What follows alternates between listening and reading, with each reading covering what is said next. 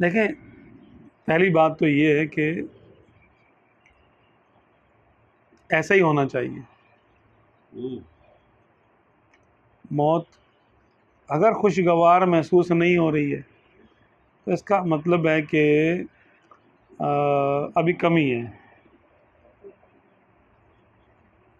वो इकबाल ने कहा है ना, तूने पूछी है इमामत की हकीकत मुझसे, रब तुझे मेरी तरह साहिब इसरार करे, है वही तेरे ज़माने का इमाम बरहक, जो तुझे हाजिर व मौजूद से बेजार करे और मौत के आईने में दिखाकर तुझे रुखे दोस्त जीना कुछ और भी तेरे लिए दुश्वार कर। जिंदगी के मज़े नहीं आएंगे सुलूक तय करने के सिलसिले में। ज़िंदगी खुशगवार हो गई हो, बड़े मज़े आ गए भाई, ये पैसे आ गए, दौलत आ गई, इज्जत दौलत शोहरत औलाद की कसरत, ये वो, इसका मतलब फिर ये सुलूक नहीं है, सुलूक नहीं है। फिर ये सुलूक तो ये है कि बंदे का दिल दुनिया से बेसहार हो जाए। हर नेमत के होते हुए हर नेमत से बंदा बेजार हो।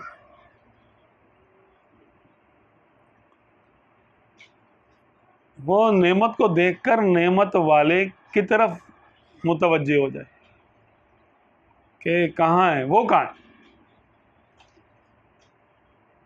नेमत वाला, कहाँ है।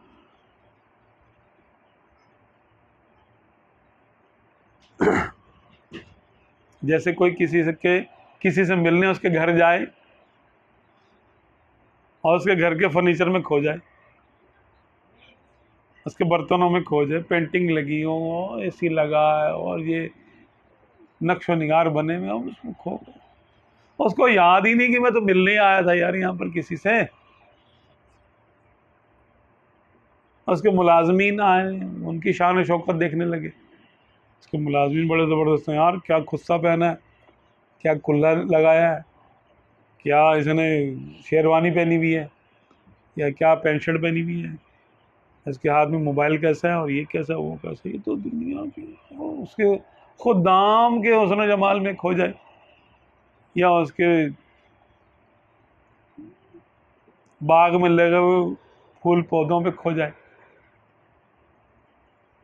या उसके खाने जो उसने खाना पेश किया खाने की लज्जत में गुम हो जाए। ऐसा खाना तो कभी खाया ही नहीं यार, वाह वाह वाह। बस टाइम ख़त्म हो जाए और उसको बाहर निकाल दिया जाए, चल भाई इतना ही था तेरा बस, तो फिर तो बात ना बनी ना। बात यह कि नेमत मिले भी तो वो बेजारी से इस्तेमाल करनी पड़े तो बेजारी से इस्तेमाल करे, खुशगवारी से नहीं। और तवज्जो आगे रखिए अपनी मोनेम की तरफ कि घर वाला कहाँ है जिससे मुझे मिलना है, वो कहाँ है।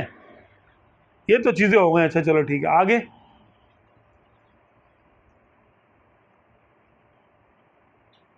अब उसको कह दिया जाए भाई जब तक तुम मरोगे नहीं, तुम इंतकाल नहीं होगा तो तुम साहिब खाना से नहीं मिल सकते। तो अब उसकी कैफियत ये होनी चाहिए कि पता नहीं कब मरूंगा मैं, तो मेरे कब दीदार होगा। जब तक ऐसा शौक ना भड़क उठे कल्ब के अंदर, तो समझ लो जज्ब नहीं पैदा हुआ, जज्ब नहीं पैदा हुआ कि आगे का तो कोई दिल ही नहीं चाहता, आगे जाने का ये दीवार फलांगने का दिल ही नहीं चाह रहा। दीवार मौत है और मौत दीवार है।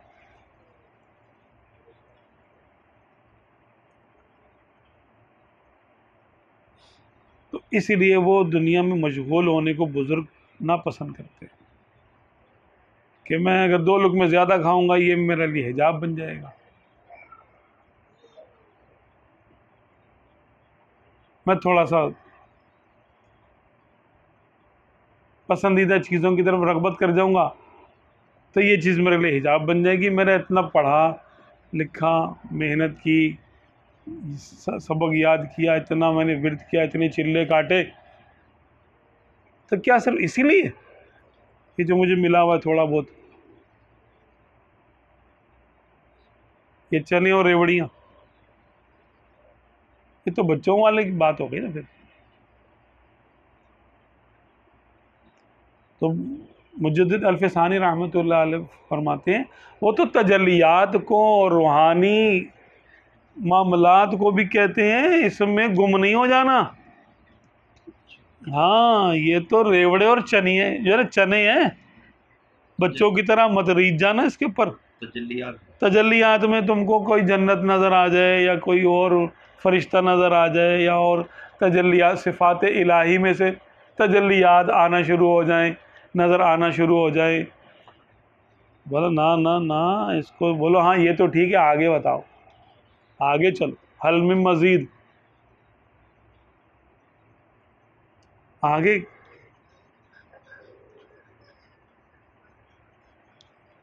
कहते हैं समुंदर तो पी लो लेकिन होंठ खुश्क रखना अपने। बड़ों की बड़ी बातें, हमें क्या पता है इसका।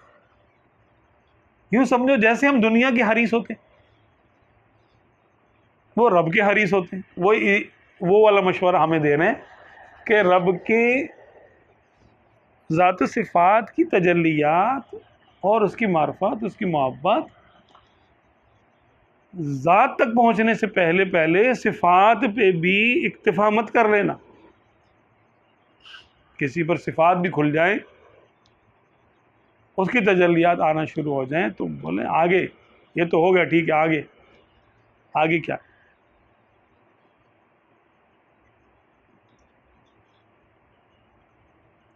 अब ये तो उनके, हम तो खाली सुन सकते हैं ये बातें कि हाँ भाई ऐसा बुज़ुर्गों ने कहा है, तो अल्लाह नसीब करे, नसीब करेगा तो पता चलेगी कि ये क्या होता है। लेकिन कम से कम हम उसमें फील्ड में तो आए, अगर फील्ड में आए हैं तो कम से कम नियत करने की कोशिश करें। इन्नमल अमालु बिन्नियात, जब बंदा नियत करता है तो अल्लाह ताला फिर उसको आगे का रास्ता देता है।